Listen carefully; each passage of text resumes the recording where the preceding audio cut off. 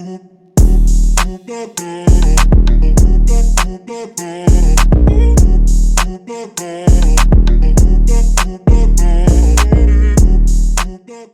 everyone, welcome to Combat Culture. Let me testify. My name is Antavia, and I'm going to be sharing my testimony with my journey to love on how I met my wonderful husband. He's going to introduce himself, and we're going to tell you our testimony of our journey to love. Hi, I'm Glenn, and I'm her husband, and I'm excited to tell y'all about our love journey. Can you explain how you were dating before you met your husband? Before I met my husband, I was dating pretty recklessly because I really wasn't dating with purpose. I was dating with the idea of meeting someone just to chill with or kick it with. And I really wasn't dating with purpose because I really wasn't dating men who were wanting the same thing that I wanted. I felt like I was changing my perception of what I wanted because in order to be with someone, I had to become a certain image, even though that's not what I really wanted. What do you feel was telling you to become that image?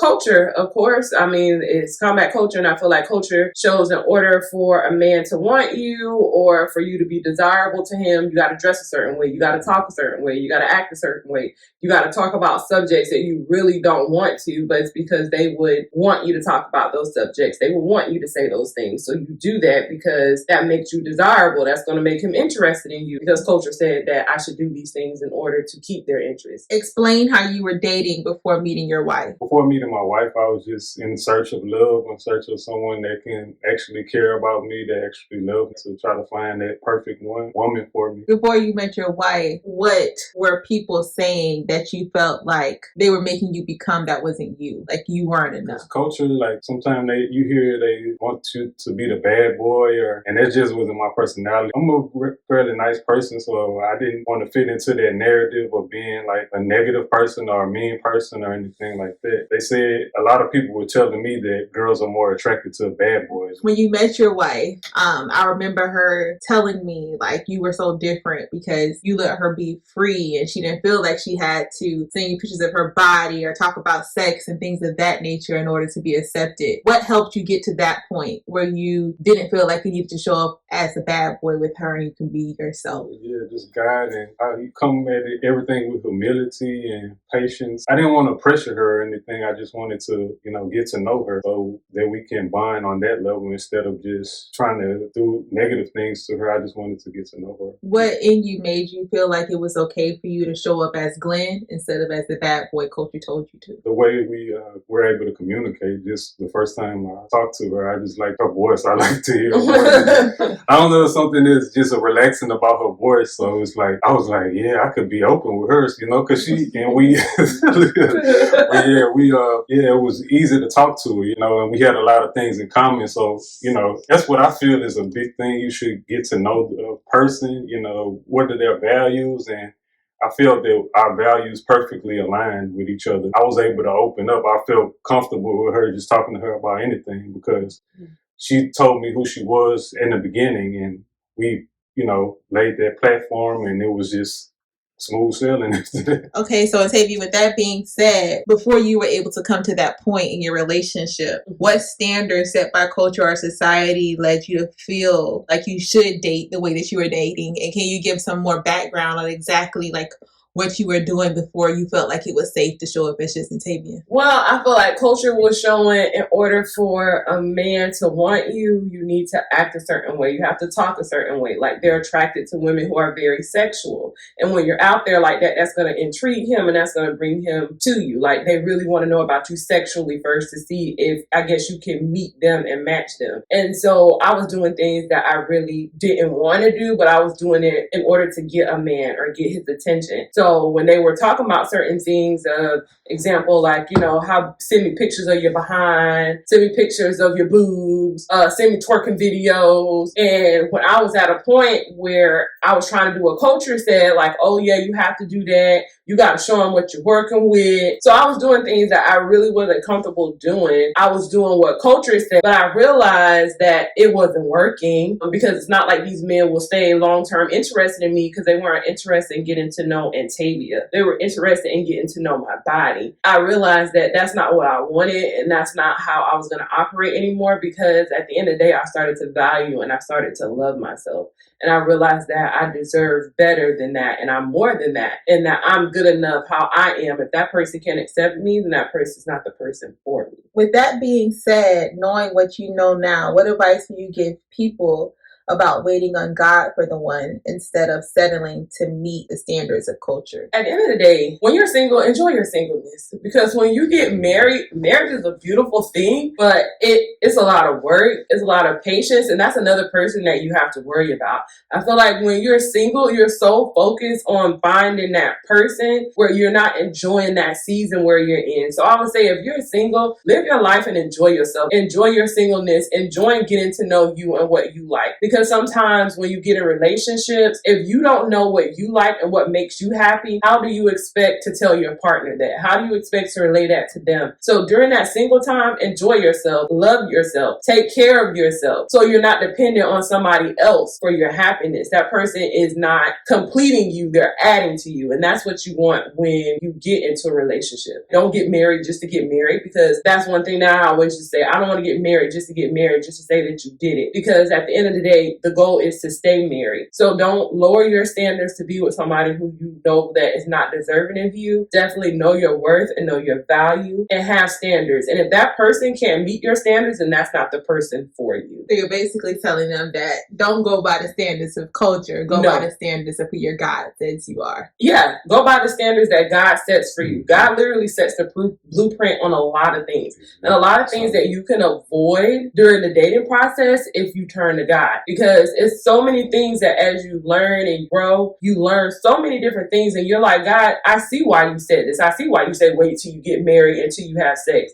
Because sex, a lot of times, it can cloud your judgment about things. It can make you stay in situations longer than you should. When you actually have that time to get to know that person, then you can really learn and say, okay, this person is not even the person for me. But when you add sex into there, sex can kind of deter your mind and have you be like, well, I want to be with him, because you're kind of like in that sex trance where you really like that, but you really don't even like the person. You know what you want, and don't look at somebody else's relationship and say, oh, well, I want to be like that, because at the end of the day, you can be calling things on yourself that you don't even know. And then you're wondering why you keep getting in certain relationships, because you keep aspiring to be like somebody and saying, I want that type of relationship, and you're going to get what you asked for. Sometimes culture, it kicks in and you end up doing what culture tells you to do. And that can end up interfering with God's plan for you. Yeah. But God is such a loving and merciful God that he still allows us to have the things that we want, even when we do the things that we want to do. He will meet you where you're at so that you can come to him and receive what he had for you all along. I would like for you to now give kind of a background story, with that being said, of the age you were when you lost your virginity, and what happened right before you met your husband. Well, the age I lost my virginity, I was 30, because I always say like, oh, well, I don't want to be, if I'm not married by 30, I'm going to get me some sex. And at the end of the day, words have power. And I used to say that all the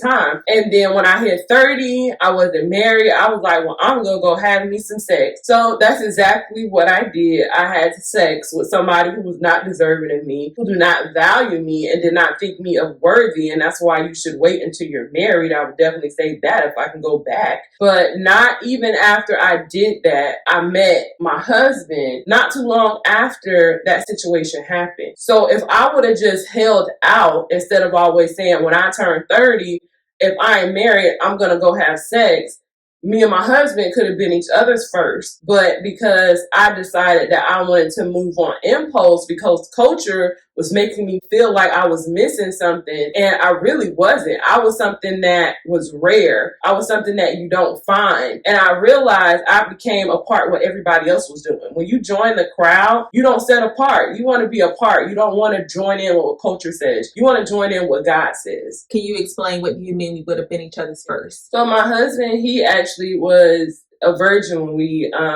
I found out he was a virgin. And that was another thing, when we would have conversations and stuff like that, he wasn't, and that just shows you like, well, he's trying to get to know me. And I'm like, it's kind of weird because he not mentioning nothing about sex or anything like that. I'm like, I wonder if he a virgin.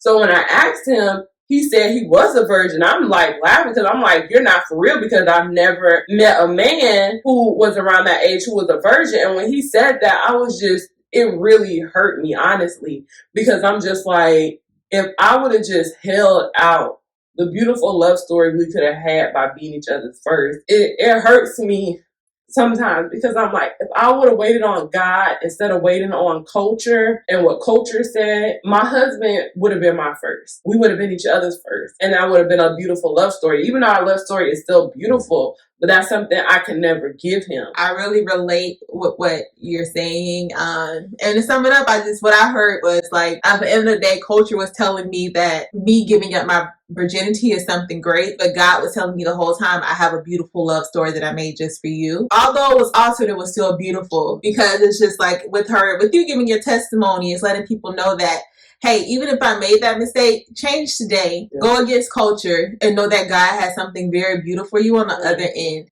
And it's just waiting for you. It's just waiting for you to go against culture and believe in God. So you were 32 when you lost your virginity. And I know that couldn't have been easy. So I just want to know your thought process. Like, how was it? Like, how did you feel with being a virgin and up until that day? Like, how did the world make you feel? And what made you have that decision? I always thought I wanted to wait for the right woman, but, culture was telling me, that wasn't the norm. Honestly, at first I didn't like to be open about it because, just being a man and being a virgin, that culture starts to look at you in a certain way. But then as I got older, I started to see that was actually a good thing, that I waited and trusted in God and believed in him. So, and followed his plan. I just wanted to tell everybody, if you want to wait and you are waiting, just don't take what society tells you or that it's not cool. You should continue to wait and trust in God and believe, and you will find the right one for you.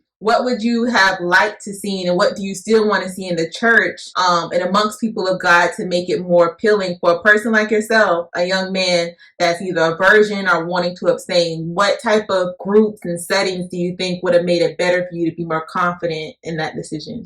I really didn't see that encouraged very much, especially for men. They didn't really talk about that, being a virgin and everything like that. It wasn't common conversation, If that was pushed more and in groups and spiritual groups, I feel that it can be very influential. Do you think it would have helped you show up more confidently in society and who you are? Yeah, I would have been more vocal with it, and said, oh, I'm a virgin. But that was hard to say, man. Like, I'm not gonna lie to you. It was hard to come out and say, now I'm proud that I waited.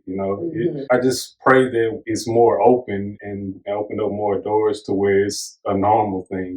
What do you think will be beneficial to have for not only women, because we have a lot of purity classes and things like that, but knowing Glenn the way that you know him and you being married to him now for almost 2 years, what do you think would have been good type of groups, organizations to have within the church, within the spiritual community to help men, younger boys that want to be virgins or that's now on a journey of abstinence? I feel like it would be beneficial for them to have those type of groups in the church for younger men because, as you said, I feel like for women, it was beat in our head, be pure, wear the rings, and stay holy. But for boys, it kind of was a different type of situation where you didn't really see them focusing on them being pure, them holding up and standing right. And I feel like if we had those groups, then we could use combat culture to actually change those norms for those young men, because I feel like a lot of people are not getting married or not taking things seriously because everything in the Bible even says you train up a child in the way when they're younger. So when they get older, they won't grow from it. You see a lot of women are normally faithful, but a lot of men aren't because it's not beat into them to do that. When they're younger, they're told to sow your royal oath. Go ahead and get it in. It's not like where it's told with women where, hold yourself, keep your virginity, be pure. You don't really see them telling men to be pure. You're not really seeing them telling men to really have standards. It's making them think that, hey, I can do whatever I want. I can enjoy myself. I can live my life and I'm not a hoe. I'm a man out here living my life and doing what men are supposed to do. And that's not the truth. And if they have those groups and they put that emphasis the same way that they do on women, like they will on men, I feel like it will definitely change the way that women and men interact with each other. It will change how men treat women. It will change how men will value women, if they put those groups in place in those churches to show them when they're young on the ways they should act and interact with women, and have these groups to impart this information into these young boys. So you focus a lot on like younger boys, but it can be with everyone. Yeah. So like, me, I'm not a virgin. A lot of people in this world, unfortunately, today is not a virgin. So what would you like to see in the church today to kind of encourage men that is on that path now of abstinence, men today, support groups for men to show them how you can still be a man and have those and have a group that's actually open where I'm a man, I'm dating this woman and I have these urges and have a safe place where they can actually communicate those things. Like, what do you think the church can do to help with that? Definitely have those groups, because I feel like a lot of times, especially in the Christian community, when you're having urges or you're having different desires, at the end of the day, you're human, and they try to make you feel like, oh, well, you need to pray it away, you need to pray it away, like something's wrong with you, and it's like at the end of the day, you're still human. And I feel like having that platform and that group where you can share these thoughts would know that you're not alone, but how can I help with these urges? Because I feel like a lot of people, they feel like they're the only one in that situation because we don't have those groups in the church. Because especially it's hard when you've actually experienced it, so you know what you're missing out on. So for you to actually have those groups where you can talk to people and you can voice your opinion on how you're feeling, where we can all support one another in this journey, I feel like that's very valuable to have in the church. Because I feel like we're always, like you said, telling people to abstain. But what about when you didn't abstain? How can I still abstain after I have had sex? And I feel like having that support group, because there's power in numbers. If you could do it all over again, knowing what you know now, what would you do differently? Knowing what I know now, what I would do differently is definitely date differently. I would definitely value myself, know my self-worth, know that I am valued and that I'm worth waiting for. And if you don't want to wait for me, then you're not the one for me. Because at the end of the day, once I met my husband, all those years of feeling a certain type of way, it's like you don't remember that type of stuff. So once you're living in the purpose and doing what you want, you don't even remember those lonely days, you don't even remember those lonely nights, or you crying and stuff.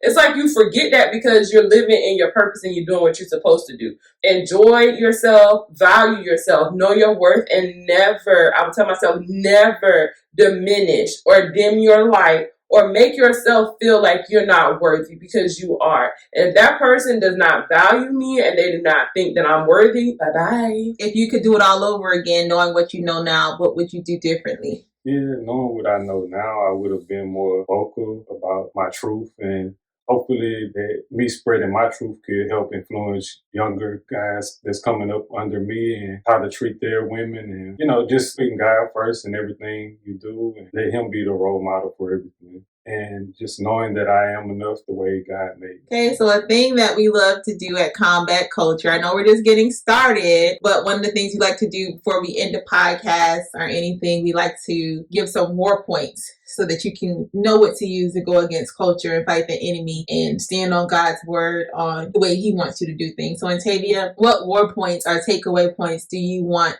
the audience to have from today's episode that desire to wait for their equal sent from God, but are struggling with waiting because of the standards of culture? Definitely spend time with God. Know your worth. And when you know your worth, you won't accept what is not valuable to you. You will understand that this person has to show up a certain way because you have the model. And God gives us the model of what we deserve in a husband and how a husband should act. So therefore, when that person comes, you'll know who he has for you. Hey guys, so this wraps up episode 2. Just want to let you know to always value yourself. And the only way that you can do that is in God. So definitely spend time with God so you can grow and know your value and your worth. See you next time.